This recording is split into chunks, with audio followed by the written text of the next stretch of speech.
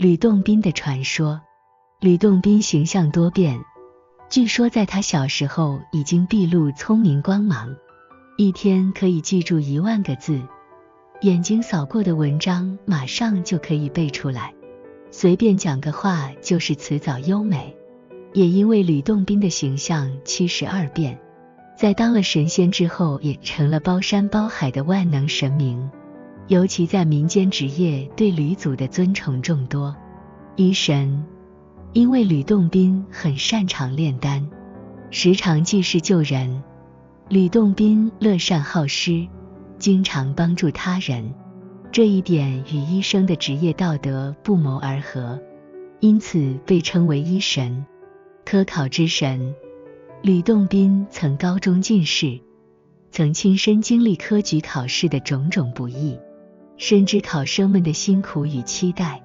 而且吕洞宾与文昌帝君、魁星等神一同被视为文昌神，掌管文运、学业，因此相传他能保佑信徒金榜题名。理发师之神，相传明太祖朱洪武头上长恶疮，久治不愈，每回剃头师傅总是小心翼翼，万一不小心割破恶疮，触怒皇帝就得拖去砍头。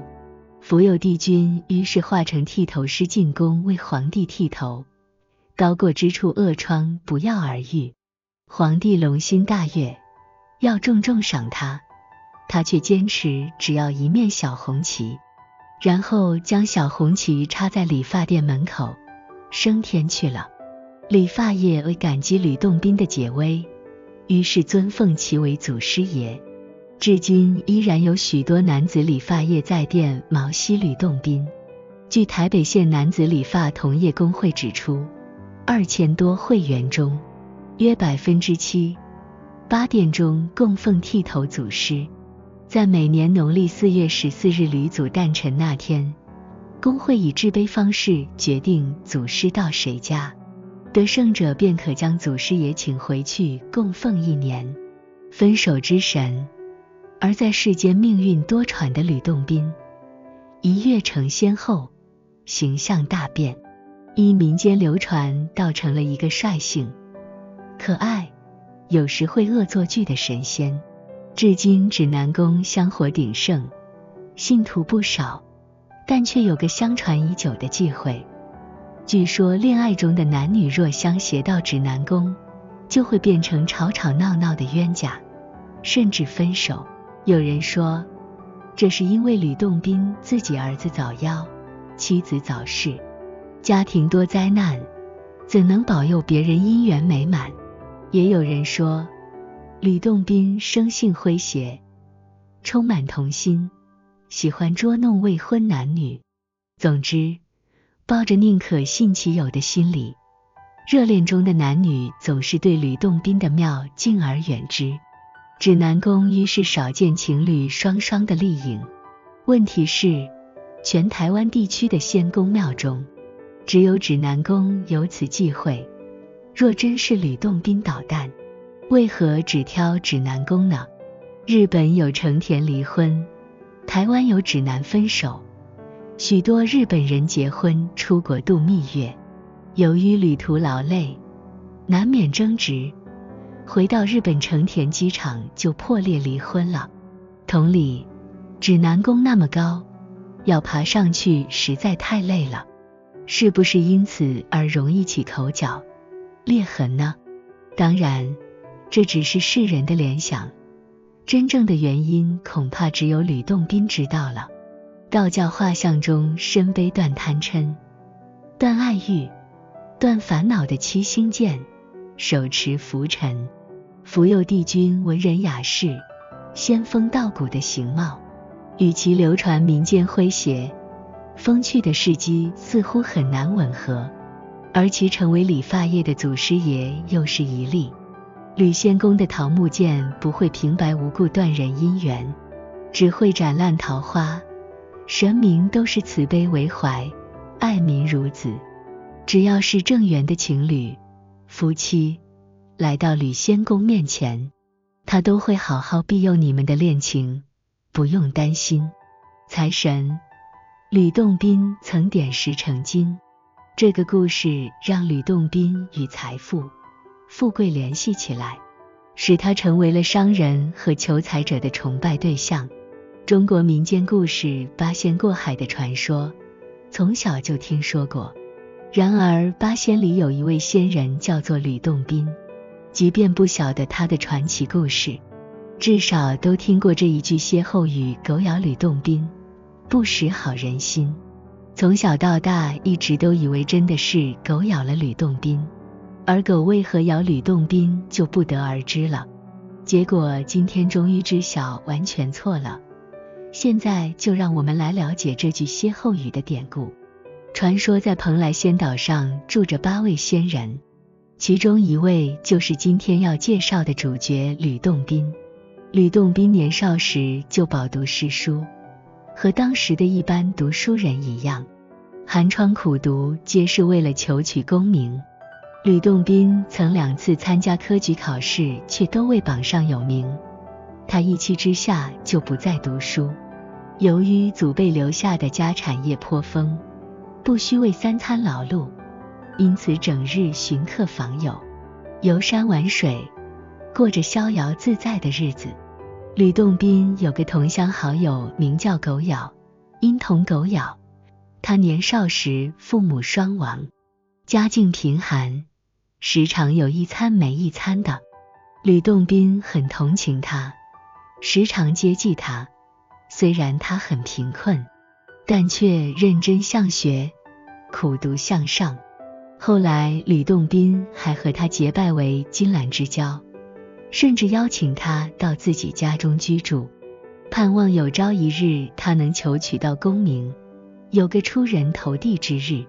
有一天，吕洞宾家里来了一位姓林的客人，看见狗咬文质彬彬且颇有人才，便对吕洞宾说：吕兄，我想把舍妹许配给狗咬，你觉得如何？当时吕洞宾生怕耽误了狗咬的前程，于是假借各种理由加以推脱。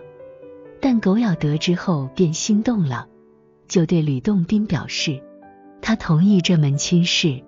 吕洞宾说：林家小姐天生丽质，貌美贤惠，如果你执意要应了这门亲事，那我也只能祝福你了。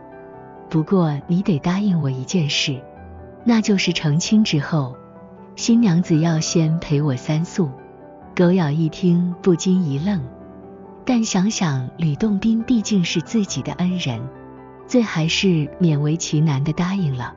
狗咬成亲这天，吕洞宾喜气洋洋，而狗咬却一点喜悦之情都没有，最后只好躲到一边不见面。洞房花烛夜的当晚里，新娘子头盖红纱，倚着床沿而坐。这时吕洞宾就进屋来，从头至尾不说一句话，只管坐在桌前灯下，埋头用功读书。林家小姐等到半夜，丈夫还是不上床，只好悻悻然地自己睡下。天一亮醒来，丈夫早已不见，一连3个晚上皆是这样，让林小姐一头雾水，不知如何是好。终于过了3个晚上，狗咬一进洞房，就见新娘子正伤心落泪，低头哭着说：郎君，为何3夜不上床共眠，只对灯夜读，天黑而来，天明而去？这一问，狗咬才恍然大悟，原来哥哥怕我贪图鱼水之欢，忘了读书，用此方法来激励我。但哥哥用心虽是良苦，却也太狠心了啊！待狗咬说明经过后，夫妻2个才双双欢喜起来，齐声说道：哥哥此恩，我们将来一定报答他。几年后，狗咬进京赶考，果然金榜题名，做了大官。夫妻俩与吕洞宾道别后，就赴任去了。时光荏苒，一晃8年过去了。就在8年后的一个夏天，吕家不慎失火了。偌大一份房产，被祝融烧毁成一堆灰烬。吕洞宾无处可栖身，只好用残留的破瓦烂砖搭了一间简易的茅草屋，和妻小在里面躲风避雨，日子过得十分艰辛。后来吕洞宾夫妻俩商量后，决定去找狗咬帮忙。吕洞宾一路上历尽千辛万苦，终于找到了狗咬的府邸。见到狗咬说明来意后，狗咬对吕洞宾遭到此劫深表同情，并且热情地款待他，但就是不提帮忙的事情。吕洞宾在狗府一连住了月余，然狗咬却一分钱也没有借给吕洞宾。吕洞宾以为他忘恩负义，意气之下就回了家。当吕洞宾回到家一看，原来家里盖了新房，心中甚是纳闷。他刚要踏进家门，却见大门两旁挂着白幡，心想难道家中有人过世了？他在惊讶之余，慌忙走进屋内，见屋内摆着一口棺材，妻子披麻戴孝，正在嚎啕大哭。吕洞宾站在门前愣了半晌，才轻轻叫了一声娘子。他的娘子回头一看，惊恐万分，颤抖地叫道：你是人还是鬼？吕洞宾此时更觉诧异，问说：娘子，何出此言？我好好的回来了，如何是鬼？他的娘子端详了好久，才认出真是吕洞宾。原来吕洞宾走后不久，就有一帮人来帮他家盖房子，盖完房子就走了。前天中午，又有一大帮人抬着一口棺材进来了。他们说吕洞宾在狗咬家病死了。吕洞宾一听，知道是狗咬玩的把戏，他走进棺材，气得抡起一把斧头把棺材给劈开。只见里面全是金银珠宝，上面还有一封信，写道：狗咬不是负新郎，路送金银家盖房，你让我妻守空房，我让你妻哭断肠。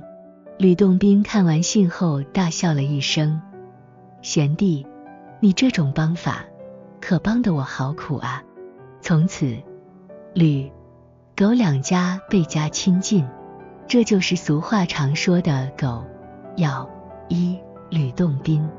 不识好人心，因为吕洞宾和狗咬都曾经用特殊的方式帮忙对方，而当时双方都以为对方不怀好意，而产生不是好人心的误解。